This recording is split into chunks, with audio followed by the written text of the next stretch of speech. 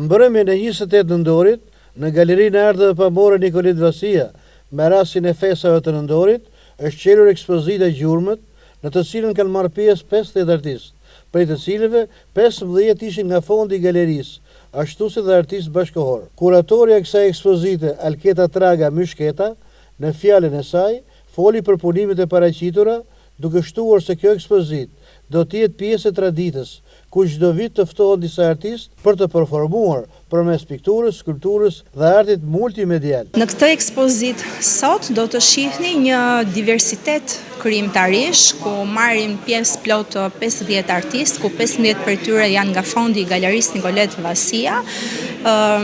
Është një ekspozitë ku fokusi është pikërisht tek artistët Dursak, ku të gjithë këta artistë kanë sjellur punë të tyre, piktura të tyre unike, me një stil unik dhe me diversitet stilesh. Pjesëmarrësit shprehen vlerësimet e tyre për vlerat e reja që solli kjo ekspozitë, si dhe punimet e artistëve Dursak të disa brezave. Kjo ekspozitë më pëlqen për faktin që ka një konceptim disi të veçantë për sa i përket përballjes dy kohrave të mënyrës së krijimit dhe të mënyrës së prezantimit të punimeve. Po ta vëmë re me kujdes, ka një lloj dallimi të dukshëm midis formave,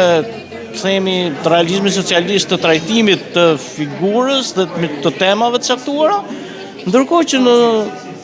kohën e sotme, përveç teknikës, që është një lloj teknike, ka shumë teknika të cilat janë më variabël, janë më të ndryshme, dhe që i sheh me një këndvështrim tjetër, edhe nëse janë figurative, ka një element të caktuar ku figuracioni është më i zdërvjellët. Mas riparimit të kësaj galerie, kjo është ekspozita e parë organizuar nga institucioni, se ekspozitat tjera janë hapur praktikisht, dhe është një gjë mirë sepse i është bërë thirrje artistëve, artistët kanë marrë pjesë, por ndërkohë